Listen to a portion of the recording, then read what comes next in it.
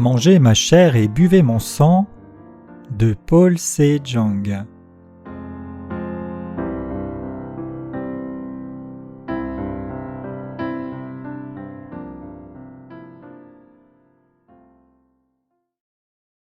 En quoi ces pains et ces poissons sont-ils utiles à beaucoup de gens?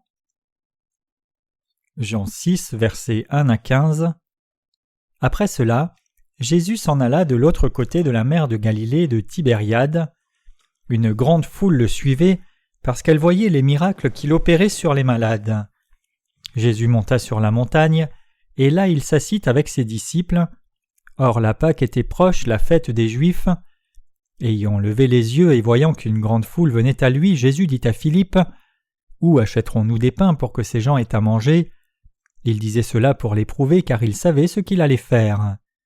Philippe lui répondit : « Les pains qu'on aurait pour 200 deniers ne suffiraient pas pour que chacun en reçût un peu. » Un de ses disciples, André, frère de Simon-Pierre, lui dit : « Il y a ici un jeune garçon qui a 5 pains d'orge et 2 poissons, mais qu'est-ce que cela pour tant de gens ?» Jésus dit : « Faites-les asseoir. » Il y avait dans ce lieu beaucoup d'herbe.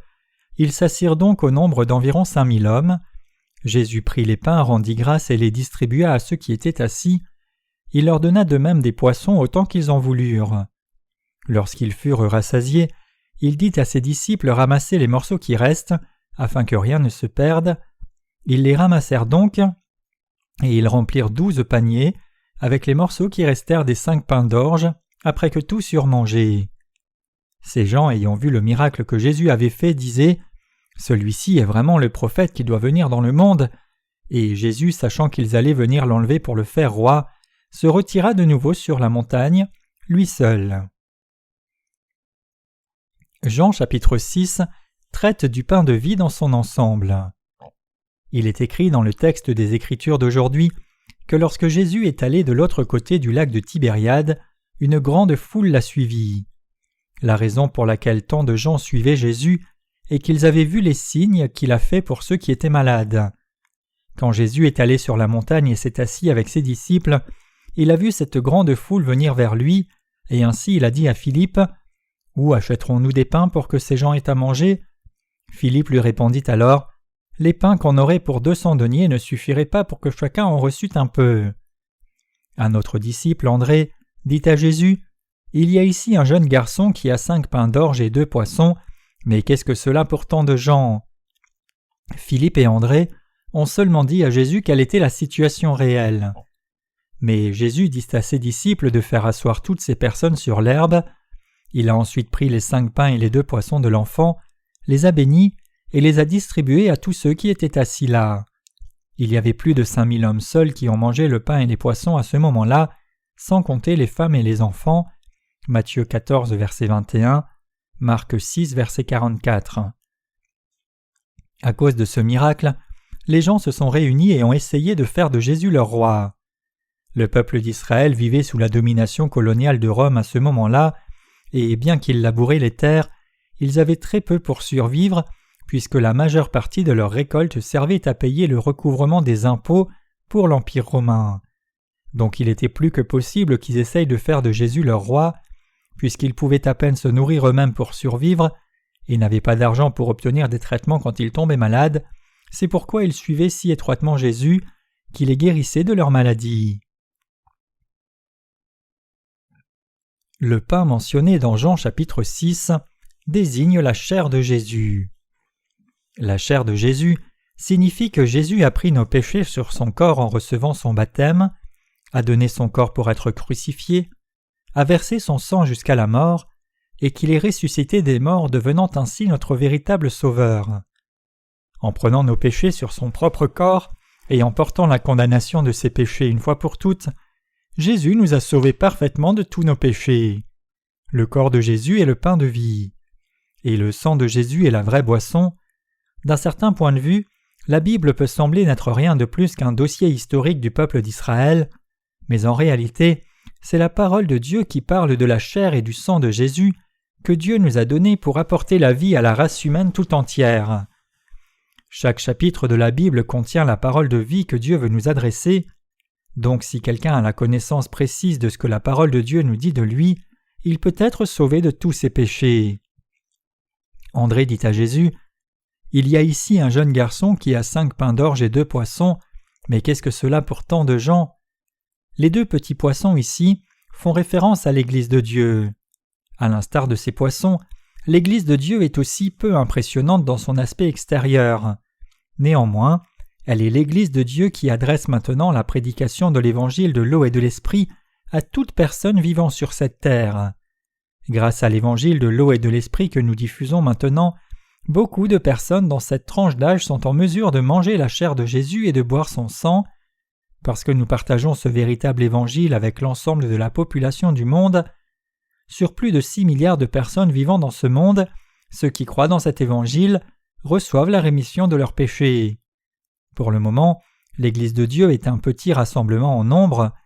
Certaines personnes peuvent se poser la question de savoir quel niveau pourrait être atteint grâce à un si petit nombre de ministres et de saints, et de quelques collègues dispersés dans le monde entier, mais parce que le Seigneur Dieu est chef et titulaire de l'Église et travaille avec elle, il sauve tout le monde de ses péchés.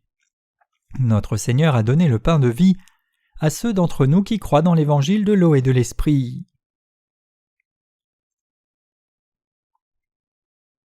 Jésus dit que la chair de son corps est le pain de vie pour nous. Lorsque nous participons à la Sainte Seine, nous prenons le pain et le vin. Le pain ici symbolise le corps de Jésus, tandis que le vin représente le sang de Jésus sur la croix. Jésus nous a dit de nous souvenir de lui par le pain et le vin de la communion. Luc 22, verset 19. Pourquoi ? Parce que notre Seigneur a pris sur lui tous les péchés de ce monde en recevant le baptême sur son corps et en versant son sang sur la croix pour nous. Puisque notre Seigneur a pris nos péchés sur son corps à travers son baptême, ils ont été transférés sur Jésus-Christ, et c'est de cette manière que nos péchés ont pu être emportés par les eaux. Quand Jésus nous a dit de manger sa chair et de boire son sang, il nous dit de croire dans la vérité selon laquelle il a pris sur lui nos péchés par le baptême, a donné son corps sur la croix en versant son sang, est passé de la mort à la résurrection, et a ainsi effacé tous nos péchés une fois pour toutes. Donc, considérant cela, que se serait-il passé si Jésus n'avait pas pris nos péchés en recevant le baptême sur son corps ? Nous n'aurions jamais pu effacer nos péchés. C'est pourquoi nous devons recevoir la rémission de nos péchés par la foi, en mangeant la chair de Jésus et en buvant son sang. Lorsque nous sommes trop occupés par nos propres affaires, nous avons tendance à oublier combien nous devrions être reconnaissants de ce que le Seigneur nous a sauvés du péché. En d'autres termes, même si nous devrions en effet être reconnaissants au-delà des paroles de ce que le Seigneur nous a sauvés par sa chair et son sang, quand nos âmes sont sombres, nous ne pouvons ressentir cette grâce. Et par conséquent, nous perdons notre gratitude pour Dieu et sa grâce, tout comme l'Église d'Éphèse a été réprimandée pour avoir perdu son premier amour, en dépit du fait qu'elle ait travaillé et travaillé sans relâche pour Dieu. Apocalypse 2, versets 1 à 4. Cependant, lorsque nous nous libérons pendant un moment des affaires qui se sont emparées de nous et méditons sur Dieu, nous pouvons voir à quel point nous devons être reconnaissants pour la grâce de Dieu. Quand je pense à la façon dont le Seigneur est venu sur la terre, comment il fut baptisé pour prendre mes péchés une fois pour toutes, comment il a porté ses péchés sur la croix en étant crucifié et a été condamné pour eux, comment il est mort et ressuscité de la mort, et comment il a ainsi fait de moi un homme sans péché, je suis débordé de gratitude. Quand je suis plongé dans mon travail, j'ai trop à faire avec ce qui est juste en face de moi et j'ai peu de temps pour être reconnaissant. Mais quand je m'adresse à Dieu une fois de plus, je suis tellement reconnaissant de ce qu'il a sauvé quelqu'un comme moi. Les pensées spirituelles et charnelles sont souvent brouillées dans nos esprits et nous mettent dans la confusion. Toutefois, quand on pense à ce que Dieu a fait pour nous, notre cœur est rempli de gratitude. Nous devons une fois de plus nous rappeler que nous n'aurions jamais pu devenir sans péché devant Dieu par nous-mêmes parce que nous sommes trop insuffisants et faibles. Jésus-Christ est le Dieu qui nous a créés, Jésus est le Créateur qui nous a fait ainsi que l'univers tout entier, et par conséquent, il est le maître de l'univers. Jésus est le Sauveur qui, au moment où l'humanité qui a été faite à l'image de Dieu est tombée dans le péché et donc destinée à l'enfer, est né sur cette terre incarné dans la chair de l'homme à travers le corps de la Vierge Marie pour sauver son peuple de ses péchés, a pris sur lui les péchés du monde en recevant le baptême sur son corps, a été condamné pour eux à la croix et mort, est ressuscité et a réellement et complètement sauvé l'homme du péché. Je ne peux pas assez remercier Dieu quand je pense à l'évangile de l'eau et de l'esprit. Quand les gens se tiennent devant leur mort et la destruction, ils deviennent très honnêtes. Si je suppose que je suis sur le point de mourir dès maintenant à cette même heure, je mets de côté toutes les affaires de ce monde pour ne penser qu'à ma relation avec Dieu. Et même dans mon dernier souffle, je serai complètement dans la paix et la joie d'avoir mangé la chair de Jésus et d'avoir bu son sang de mon vivant. Il n'y a pas longtemps, le dimanche de Pâques, nous avons remercié le Seigneur de nous avoir donné la vie éternelle.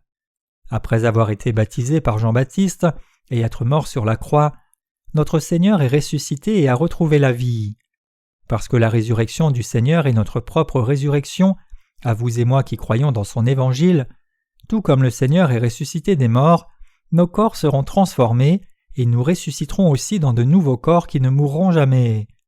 En d'autres termes, tout comme le Seigneur est ressuscité, nous les croyants dans l'évangile de l'eau et de l'esprit ressusciterons aussi des morts.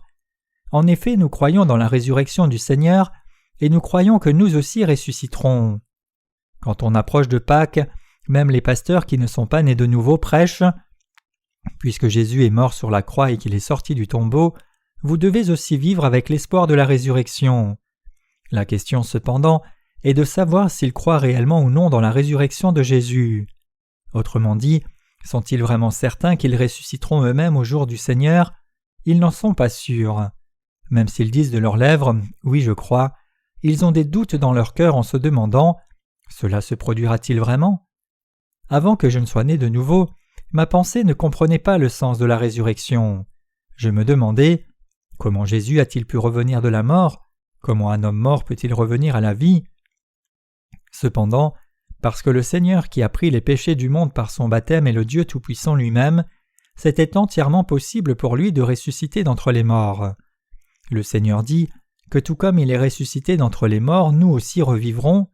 Il nous a dit « Ceux qui mangent ma chair et boivent mon sang, je les ressusciterai au dernier jour. Ceux qui croient en moi recevront la vie éternelle. » C'est effectivement vrai.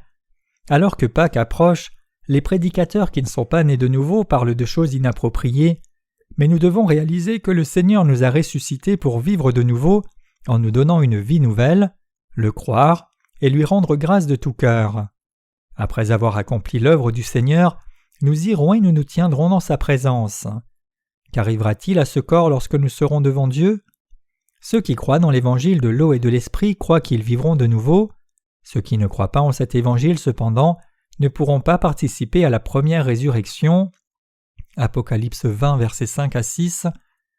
Comment ceux qui n'ont pas mangé la chair ni bu le sang de Jésus en croyant en l'évangile de l'eau et de l'esprit pourraient-ils espérer et croire dans la résurrection de Jésus et la leur?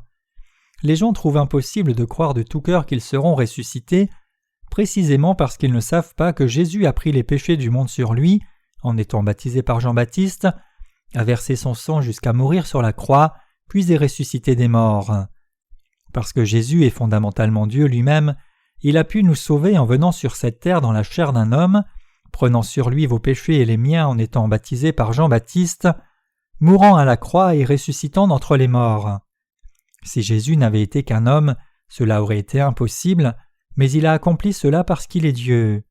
Il n'y a pas un seul homme parmi la création de Dieu qui ne soit né dans ce monde sans péché, tous les humains sont nés pécheurs.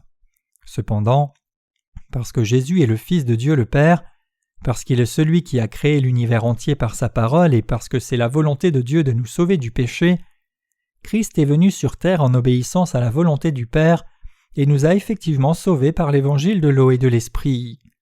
Notre Seigneur nous a ressuscités, nous qui croyons dans la vérité de la mort spirituelle et physique. C'est parce que Jésus est votre Sauveur et mon Sauveur qu'il a accompli tout cela pour nous.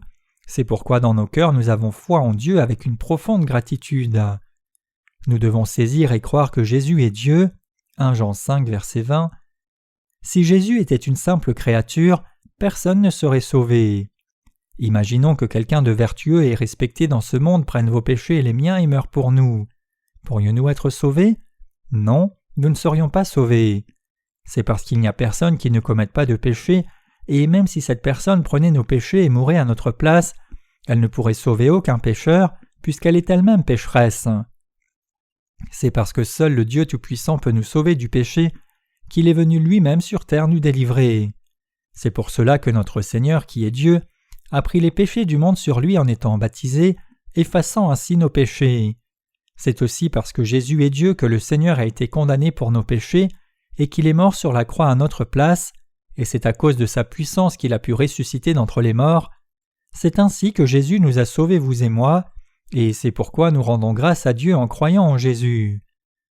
Il y a beaucoup de gens dans ce monde qui mènent des vies religieuses selon leurs pensées. Leur vie religieuse est vide. S'appuyant sur le passage des Écritures d'aujourd'hui, ils prêchent ceci: comment les pains et les poissons ont-ils pu se multiplier? Un enfant a offert son repas à Jésus sans hésiter, les adultes ont été touchés et ont aussi donné tout ce qu'ils avaient apporté, et le tout a été rassemblé et partagé, il y en avait assez pour tout le monde, et il restait encore 12 paniers de reste. Donc offrez aussi même des petites sommes pour aider les pauvres. Chaque petite chose aide et nous devrions donc faire un don pour les pauvres. Mais cela change la Bible en un système éthique aux normes humaines. Le repas que l'enfant amena consistait en 5 pains et 2 poissons. Il avait sûrement reçu cela de ses parents, qui voulaient lui donner de quoi manger lorsqu'il est parti. Mais l'enfant a offert ce petit repas au Seigneur. Le Seigneur l'a béni et a accompli le miracle des pains et des poissons. Un tel miracle ne se produit pas lorsque nous bénissons un repas, chacun sait que c'est impossible. Au lieu de considérer que cela vient de la Bible, imaginez que vous le fassiez vous-même et pensez-y. Si vous priez sur ce repas et dites « Que Dieu le bénisse », ce repas se multiplierait-il soudainement pour nourrir tous les gens réunis et qu'il en reste 12 paniers pleins? Non, un tel miracle ne peut se faire par nous-mêmes, seul Jésus a pu le faire. Maintenant, nous répandons l'évangile de vérité dans le monde entier. Il y a énormément de gens dans ce monde qui prêchent leur propre évangile. Ceux qui prêchent l'évangile de l'eau et de l'esprit sont peu nombreux et dispersés.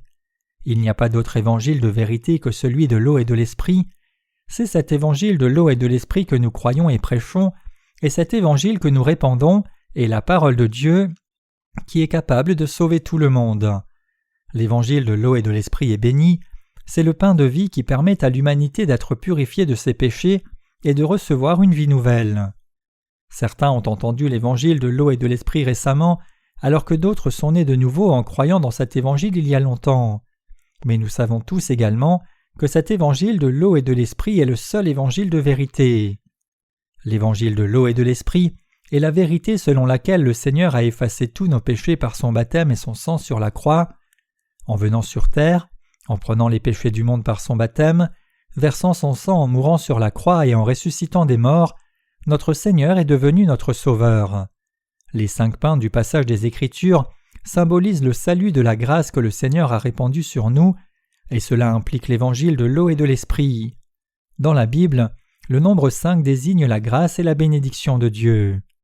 Mes chers croyants, dans l'évangile de l'eau et de l'esprit que nous croyons, il y a la bénédiction du salut, la bénédiction de la vie éternelle et la bénédiction de la vie nouvelle. C'est un évangile merveilleux, c'est cet évangile que nous croyons et c'est cet évangile que nous prêchons dans le monde au travers de nos livres. En ce moment même, des gens du monde entier envoient leurs témoignages de salut, nous disons qu'ils ont reçu la rémission des péchés en croyant dans l'évangile de l'eau et de l'esprit. Il y a beaucoup de missionnaires et de pasteurs parmi eux.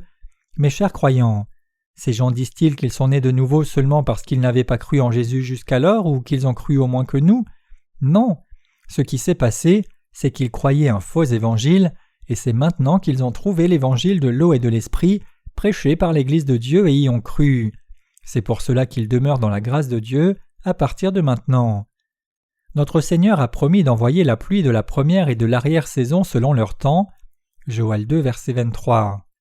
Au temps de l'Église primitive, quand les apôtres prêchaient l'évangile de l'eau et de l'esprit, Dieu envoyait la pluie de la première saison, et maintenant, il couvre la planète de la pluie de l'arrière-saison. Cette pluie tombe sur le monde à travers de nos livres imprimés et e-books et par Internet. En d'autres termes, en se nourrissant de l'évangile de l'eau et de l'esprit, les gens étanchent leur faim spirituelle et reçoivent la vie éternelle.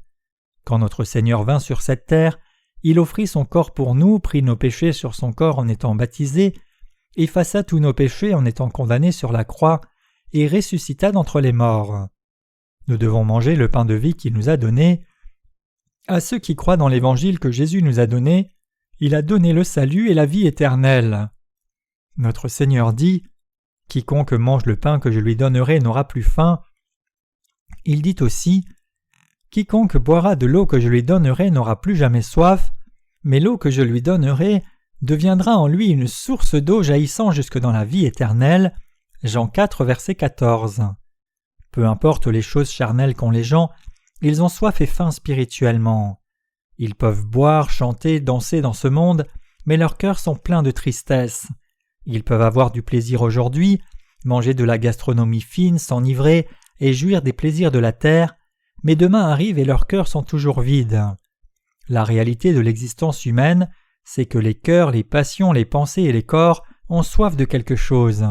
Cependant, comme le Seigneur a pris tous nos péchés par son baptême, sa mort sur la croix, sa résurrection, a porté la condamnation et nous a purifiés, ceux qui croient en Jésus comme leur Sauveur ont de la joie dans leur cœur, ils sont fermes et remercient Dieu pour leur salut.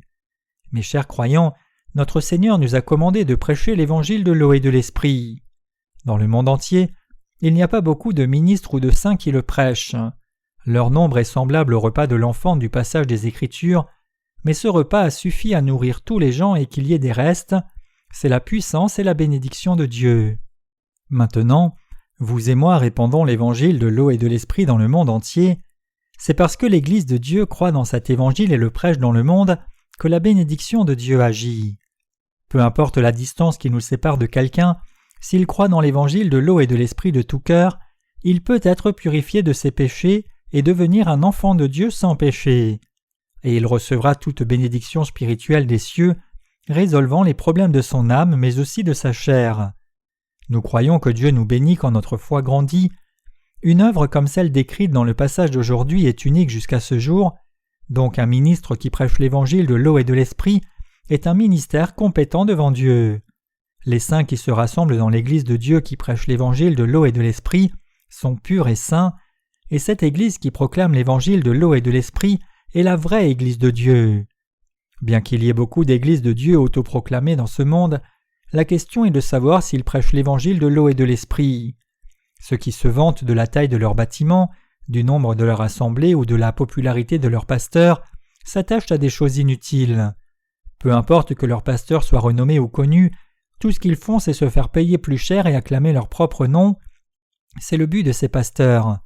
Peu importe les différents noms qu'ils se donnent, ils n'ont aucune puissance spirituelle. Qu'en est-il de vous? Croyez-vous en l'évangile de l'eau et de l'esprit? Cet évangile de l'eau et de l'esprit est comme un mystère pour que ceux dont le cœur n'est pas droit ne le perçoivent même pas, ni ne comprennent ce qui est prophétisé en Ésaïe 6, verset 9. Cependant, pour ceux qui cherchent la vérité, la Bible révèle cet évangile à chaque chapitre pour qu'ils le trouvent. En d'autres termes, bien que les pécheurs chrétiens parlent de l'évangile du sang de la croix seul, Dieu parle continuellement de l'évangile de l'eau et de l'esprit. Cet évangile de l'eau et de l'esprit consiste dans le baptême de Jésus et le sang qu'il versa à la croix. Si Jésus n'avait pas été baptisé par Jean-Baptiste, il n'aurait pas pris nos péchés et il n'aurait pas été nécessaire qu'il soit crucifié. S'il n'y a que le sang de la croix et la résurrection de Jésus dans l'évangile du christianisme d'aujourd'hui, comment peut-on recevoir la rémission des péchés? C'est parce que le Seigneur est venu sur terre, a pris les péchés du monde par le baptême de Jean-Baptiste, les a portés à la croix et fut condamné, que nous avons été purifiés de nos péchés. Si le Seigneur n'avait pas été baptisé par Jean-Baptiste, il n'aurait pas pu porter ces péchés du monde. Aujourd'hui, en dehors de l'évangile de l'eau et de l'esprit, tout évangile composé du seul sang de la croix est corrompu. Combien est-il corrompu? Vous pouvez penser que ça ne fait pas une grande différence de laisser le baptême de Jésus de côté, mais selon l'évangile que vous croyez, les conséquences sont d'une différence énorme. Au temps de l'Église primitive, les apôtres prêchaient l'évangile de l'eau et de l'esprit. L'apôtre Pierre dit « Il y a aussi un antitype de notre salut, le baptême » 1 Pierre 3, verset 21. Paul aussi prêcha l'évangile de l'eau et de l'esprit. Il dit « Vous qui avez été baptisés, vous avez revêtu Christ » Galates 3, verset 27. L'apôtre Jean a aussi rendu témoignage de l'évangile de l'eau et de l'esprit dans 1 Jean chapitre 5. Chaque apôtre croyait ceci: quand Jésus fut baptisé par Jean-Baptiste, il a pris mes péchés, et en versant son sang à mort sur la croix, il a payé pour tous les péchés qu'il portait. Donc quiconque croit seulement dans le sang de la croix, plutôt qu'en l'évangile de l'eau et de l'esprit, croit au christianisme comme une religion. Si c'est le cas, il reste pécheur tout en croyant en Jésus comme son sauveur. Alors, comment pouvez-vous effacer les péchés de vos cœurs? Quand Jésus fut baptisé par Jean-Baptiste, il dit « Laisse faire maintenant, car il faut que nous accomplissions ce qui est juste. » Matthieu 3, verset 15. Ce qui est juste, c'est ce que le Seigneur a accompli par le baptême, donc prendre les péchés du monde et les expier une fois pour toutes. Jésus vint accomplir cette œuvre qui parfait la justice de Dieu, et il accomplit cette œuvre en étant baptisé par Jean-Baptiste. Qu'est-ce que cela signifie pour nous que Jésus ait été baptisé par Jean-Baptiste? Qu'en étant baptisé par Jean-Baptiste, Jésus a pris tous nos péchés et les a effacés une fois pour toutes. S'il y a du péché dans votre cœur et que vous voulez l'effacer, comment ferez-vous? Vous devez croire que Jésus a effacé tous vos péchés en étant baptisé par Jean-Baptiste. Vous devez réaliser et croire qu'au moment où Jésus a été baptisé par Jean-Baptiste, vos péchés ont été transférés sur Jésus. Autrement, vous ne pourrez jamais effacer vos péchés. Comment pourrions-nous effacer nos péchés nous-mêmes? Pourrions-nous le faire par des prières de repentance? Pourrions-nous les effacer si nous vivions comme des chrétiens vertueux qui font de bonnes œuvres? Pourriez-vous aller au royaume des cieux si vous vous sacrifiez pour l'évangile de Jésus? Comme le dit un cantique, « Le combat ne me sauvera pas, bien que mon visage ait été plein de larmes, cela n'a pas calmé mes peurs, cela n'a pas lavé mes péchés. » Vos péchés ne disparaissent pas même si vous pleurez. La vraie rémission du péché arrive lorsque nous croyons en ce que Jésus a fait pour nous. Ce n'est pas en faisant quelque chose nous-mêmes, mais nous sommes sauvés de tous nos péchés quand nous croyons dans l'évangile de l'eau et de l'esprit, que Jésus par amour vint dans ce monde expier nos péchés, qu'il a pris nos péchés sur lui par le baptême de Jean-Baptiste, qu'il est mort sur la croix et ressuscité d'entre les morts, et qu'il nous a sauvés. En d'autres termes, nous sommes sauvés en écoutant l'évangile de l'eau et de l'esprit de tout cœur et en croyant de tout cœur. Personne ne peut être sauvé par ses actes. Si quelqu'un se reconnaît tel qu'il est face à la parole de Dieu, il peut facilement réaliser qu'il est lié au péché toute sa vie, de sa naissance à la mort. Si quelqu'un pense autrement, c'est parce qu'il se défend et se surestime. Toute vie humaine est une série de péchés du départ à la fin. Comme Jésus le dit, quiconque regarde une femme pour la convoiter a déjà commis l'adultère dans son cœur. Matthieu 5, verset 28. Combien de péchés l'humanité commet-elle avec ses pensées, paroles, yeux et actes? Dès que quelqu'un est né, il dit « Donne-moi ceci, donne-moi cela ». Et c'est parce que tous sont nés avec le péché dans leur cœur qu'ils pratiquent le mal. Mais cela signifie-t-il que les gens s'améliorent en vieillissant? Non, au contraire, c'est pire à mesure qu'ils vieillissent. Ils commettent plus de péchés encore et se condamnent. Personne n'apprend à commettre un péché, mais tout le monde s'y attache.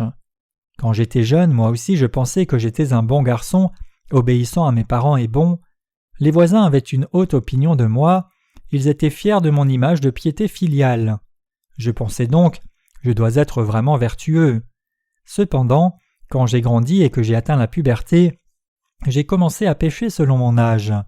J'ai commis tant de péchés que j'ai entendu des gens dire « Ta mère t'a-t-elle appris cela ?»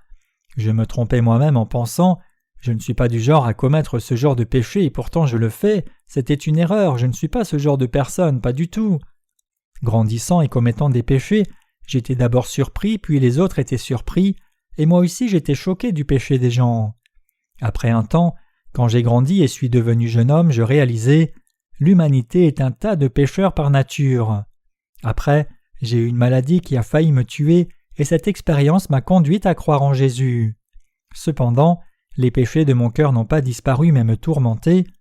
Voyant que je ne pouvais éviter de pécher tout en croyant en Jésus, j'étais déçu en moi-même, et j'ai même essayé de me suicider une fois. Néanmoins, le Seigneur vint me rencontrer avec l'évangile de l'eau et de l'esprit. À ce moment-là, lorsque j'ai cru dans l'évangile véritable, tous les péchés qui étaient dans mon cœur ont complètement disparu. Avant d'avoir trouvé l'évangile de l'eau et de l'esprit, j'avais beaucoup de péchés dans mon cœur même si je croyais en Jésus, bien qu'en ces temps je disais aux gens « Croyez en Jésus et soyez purifiés de vos péchés, faites des prières de repentance pour effacer vos péchés », j'avais moi-même des péchés. À ce moment-là, j'étudiais la théologie et servais aussi, mais mes péchés étaient inscrits dans mon cœur. Les péchés de l'humanité sont inscrits sur les tablettes des consciences. Jérémie 17, verset 1, c'est ainsi que l'on réalise les péchés que l'on commet devant Dieu. Pensez-vous que vous pouvez vivre vertueusement si vous essayez et faites attention? C'est très difficile. En fait, c'est impossible. Alors que vous pouvez prétendre être bon, il est impossible de vivre une vie parfaitement vertueuse devant Dieu. Tout le monde pêche jusqu'à sa mort. C'est précisément pourquoi Jésus est venu sur cette terre et a pris vos péchés et les miens en étant baptisé, cela en vue de les effacer. C'est parce que notre Seigneur a ôté nos péchés par son baptême que les péchés de nos cœurs ont été effacés. Le problème cependant, c'est que la plupart des gens sont inconscients de ce fait. Croire en Jésus comme le Sauveur, c'est croire que Jésus nous a sauvés en venant sur la terre, prenant nos péchés par le baptême, étant crucifié à mort et ressuscitant d'entre les morts. C'est pour cela que la Bible dit que l'on ne peut voir le royaume de Dieu et y entrer que lorsque l'on est né de nouveau d'eau et d'esprit. Jean 3, versets 3 à 5. Dieu n'a pu nous sauver, vous et moi, qu'en venant sur cette terre dans la chair d'un homme, prenant les péchés par le baptême de Jean-Baptiste, les effaçant en étant condamnés et ressuscitant d'entre les morts. C'est pour cela que notre Seigneur nous a sauvés de cette manière. C'est en réalisant ce fait et en croyant que vous et moi sommes sauvés. Bien que je sois une personne pécheresse, et bien que je ne puisse que pécher toute ma vie, pour sauver quelqu'un comme moi, le Seigneur est venu sur la terre, a été baptisé, est mort sur la croix, est ressuscité d'entre les morts, et m'a sauvé, il est mon sauveur.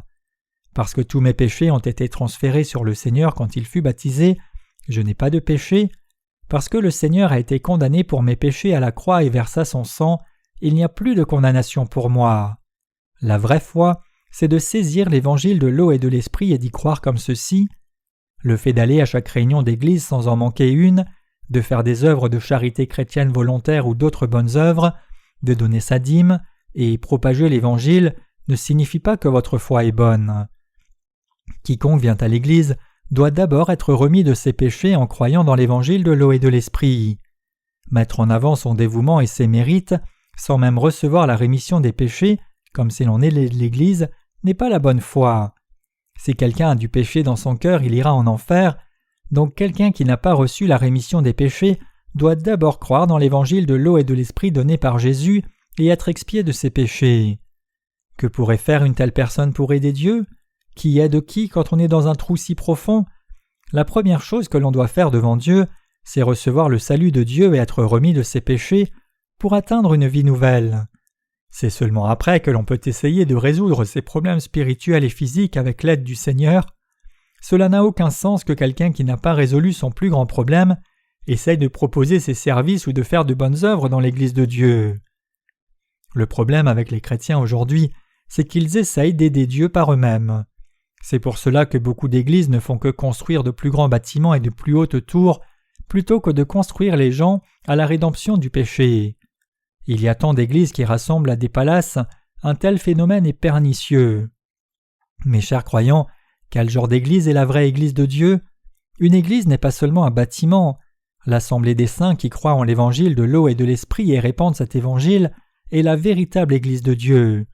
Même s'ils sont rassemblés et adorent dans un endroit en ruine, si les gens connaissent et croient vraiment l'évangile de l'eau et de l'esprit, alors cet endroit est la merveilleuse église de Dieu.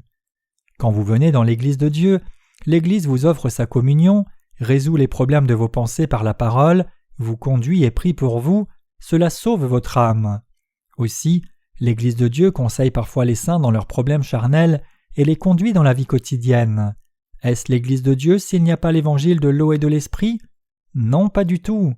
L'Église de Dieu vous permet de manger la chair de Jésus et de boire son sang par l'évangile de l'eau et de l'esprit, et elle vous conduit ainsi sur la voie bénie de la purification de tous vos péchés. Que la bénédiction de Dieu soit avec chacun de vous qui avez mangé la chair de Jésus et bu son sang.